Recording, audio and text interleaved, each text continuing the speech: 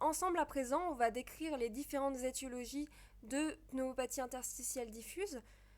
Il y a un très bon tableau dans le collège de pneumologie que je vous invite à connaître très bien, mais on va quand même détailler ensemble. Et je n'ai pas pu faire toutes les causes malheureusement parce que ça aurait été beaucoup plus long. J'ai fait ce qui me paraît le plus important. Euh, on commence par les pneumoconioses, qui sont des pneumopathies secondaires à l'inhalation de particules minérales, qui sont en général des maladies professionnelles. Donc ça, c'est très facile de faire un beau dossier de pneumologie qui débouche sur de la médecine légale. Ça, je pense qu'ils adorent. Donc l'asbestose, c'est la plus fréquente de ces pneumoconioses. Elle est due à l'amiante. Vous savez qu'on la retrouve chez les patients qui ont travaillé dans le bâtiment, qui ont été dans les chantiers navals. Ça se manifeste au niveau radiologique par des opacités linéaires non septales, par des réticulations, par du rayon de miel et des plaques pleurales qui, en fait, les plaques pleurales signent l'exposition à l'amiante. Elles sont pas pour autant, elles signent pas le diagnostic d'asbestose. Ensuite, la silicose, c'est lié à la silice.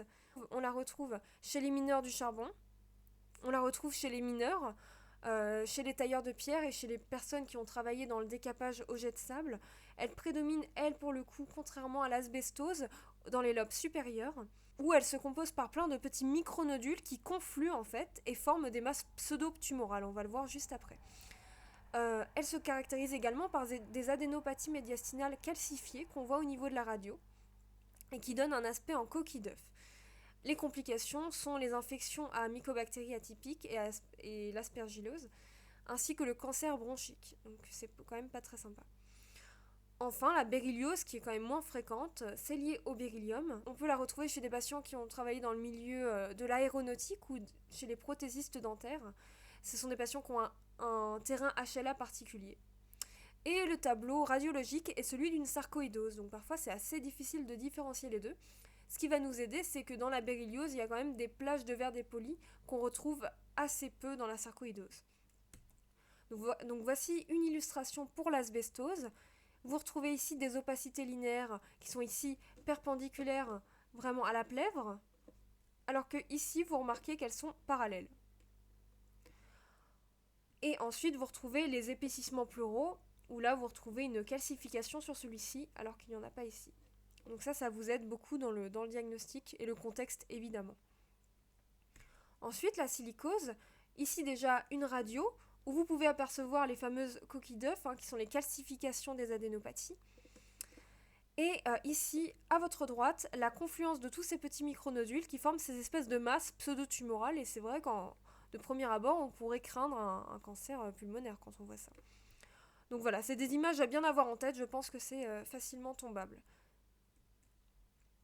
Ensuite, focus sur les pneumopathies d'hypersensibilité, qui sont donc secondaires à l'inhalation répétée d'antigènes, qui sont le plus souvent organiques, qui sont souvent professionnels, mais parfois domestiques. Donc ça va être des moisissures qu'on va retrouver notamment chez les agriculteurs au niveau du foin, et via les déjections d'oiseaux. Elles sont plus rares chez le fumeur, comme la sarcoïdose, comme je vous ai dit tout à l'heure. Elles peuvent se manifester par un tableau aigu, subaigu ou chronique. Et au niveau du scanner, on va retrouver du verre dépoli et des nodules flous. Les autres éléments qui vont vous aider, ça va être le dosage des précipitines sériques, qui sont des IgG et qui sont spécifiques, ainsi que le liquide broncho-alvéolaire, qui va montrer une formule lymphocytaire CD8+. Voici une image pour illustrer tout ça. Vous notez pas mal de micronodules à contour flou, ainsi que de larges plages de verre dépoli. Ensuite, les pneumopathies des vascularites, c'est transversal, encore une fois, comme sujet. Je vous rappelle que les vascularites à ANCA englobent la granulomatose avec polyangéite, ancienne maladie de Wegener, la granulomatose éosinophilique avec polyangéite Churg-Strauss, et la polyangéite microscopique. Donc je sais qu'on s'en mêle très facilement les pinceaux avec tous ces noms, mais il faut les retenir. Donc dans ces vascularites, les PID vont être à type d'infiltrat pulmonaire, ça c'est dans toute vascularite à ANCA. On va retrouver volontiers des nodules excavés dans la granulomatose avec polyangéite et des hémorragies alvéolaires plus volontiers dans la polyangéite microscopique. Et un tableau très important à connaître, c'est le syndrome pneumorénal, qui est une urgence diagnostique et thérapeutique, qui associe en fait hémorragie alvéolaire et glomérulonéphrite rapidement progressive, GNRP. Donc ça c'est vraiment une urgence sur le plan fonctionnel et vital. Les vascularités en cas et la maladie de Goodpasture y sont associés. Et le traitement, ça va être, bon, je pense que c'est assez peu tombable, mais sait-on jamais, les échanges plasmatiques, le cyclophosphamide et la corticothérapie générale à forte dose. Donc c'est vraiment un gros traitement immunosuppresseur. Voici les illustrations. Vous retrouvez ici les nodules excavés lors de la granulomatose avec polyangéite et l'hémorragie alvéolaire à type de verre dépoli, comme vous pouvez voir ici au cours d'une polyangéite microscopique. Ensuite, la fibrose pulmonaire idiopathique, c'est une maladie grave. C'est la plus fréquente des PID de cause inconnue après la sarcoïdose. Elle touche généralement les hommes d'âge environ 65 ans. Elle a un pronostic très sombre avec une médiane de survie de 3 ans. Donc ça finit naturellement en insuffisance respiratoire chronique très importante. Au niveau du scanner, la prédominance des anomalies est aux bases, avec des réticulations intralobulaires, du rayon de miel et des bronchectasies de traction. Voici une image de fibrose pulmonaire idiopathique, où vous retrouvez vraiment ici le rayon de miel, donc vraiment les alvéoles, et les réticulations intralobulaires. Ensuite, quelques illustrations de prolifération tumorale au niveau du poumon. Donc on a déjà la lymphangite carcinomateuse, dont on a déjà un petit peu parlé, qui est satellite d'un cancer solide, le poumon, le sein ou l'estomac. Donc voici l'image classique avec l'épaississement des septa interlobulaires. Ensuite, le carcinome lépidique, c'est un cancer pulmonaire un peu particulier qui est assez fourbe puisqu'il se manifeste par une plage de verre dépoli. Là, vous voyez un signe de malignité, c'est quand même qu'il attire la scissure vers lui. Donc ça, c'est quand même assez en faveur de malignité. Enfin, le lymphome pulmonaire primitif, c'est très rare, et souvent c'est de bas grade, et c'est des lymphomes qui sont liés au MALT, Mycosis Associated Lymphoid Tissue. Donc voilà une illustration. Enfin, petit focus sur l'aspect histologique des pneumopathies. Donc c'est clairement schématisé, mais je pense que connaître ça, c'est déjà très bien. Vous avez deux types, je pense, à connaître, que sont la PINS, la pneumopathie interstitielle non spécifique, et la PIC, ou pneumopathie interstitielle commune.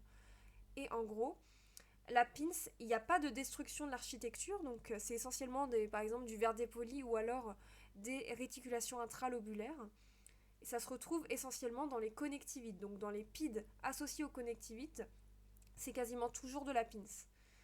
Aussi dans des causes médicamenteuses et idiopathiques. Donc voilà, ça c'est des réticulations intralobulaires. Pour ce qui est de la PIC, elle est un peu plus grave quand même puisqu'elle détruit l'architecture pour le coup. Donc ça c'est ce qu'on a vu juste avant, c'est la fibrose pulmonaire idiopathique et ça peut aussi se retrouver dans la polyarthrite rhumatoïde. La polyarthrite rhumatoïde en réalité, ça donne une PIC le plus souvent mais aussi des PINS. Voilà, donc ça c'est bien sûr du rayon de miel.